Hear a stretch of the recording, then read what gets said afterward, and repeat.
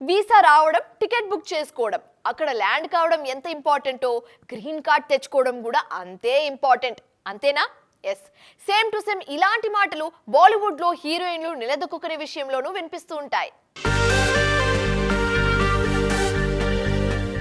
North లో Rashmika నిలదొక్కుకోవడానికి trials వేస్తున్నప్పుడు ఎన్నో రకాలుగా ట్రోలింగ్స్ కి గురయ్యారు.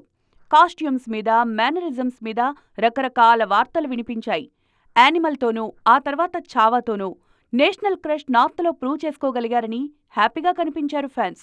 కానీ సికందర్ వారి ఆనందం మీద నీళ్లు చల్లేసింది. పూజా హెగ్డేలాగా రష్మిక కూడా ఇప్పుడు హిట్ కోసం వెయిట్ చేస్తున్న లిస్ట్లో కనిపిస్తున్నారు. తెలుగు లేడీ శ్రీలీల కూడా నార్త్లో లిట్మస్ టెస్ట్కి రెడీ అవుతున్నారు.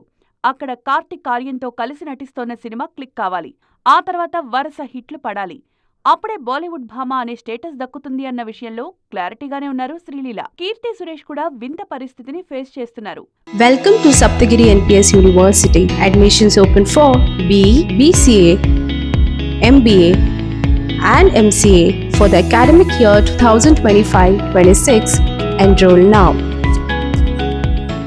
బేబీ జాన్ హిట్ అంచుల దాకా వచ్చి ఆగిపోయిందనే మాట ఆ నోటా ఈ నోటా దాటి మేకర్స్ నోటే వినిపిస్తోంది. ఈ సమయంలో కీర్తి సురేష్ బాలీవుడ్ భవిష్యత్తు మీద డౌట్స్ రైజ్ అవుతున్నాయి. జవాన్తో సూపర్ బనిపించుకున్న నయన్ కూడా ఆ తర్వాత ముంబై వీధుల్లో పెద్దగా కనిపించలేదు. సంజయ్ లీలా భన్సాలీతో సినిమా ఉంటుందన్నారు. కానీ అది చడీ చప్పుడు లేదు. సో వీటన్నింటినీ బట్టి ఒక్క హిట్టు, అర హిట్టు కాదు, వరుస హిట్లు పడితేనే మన హీరోయిన్లకు బాలీవుడ్ భామలనే ట్యాగ్ దక్కేది.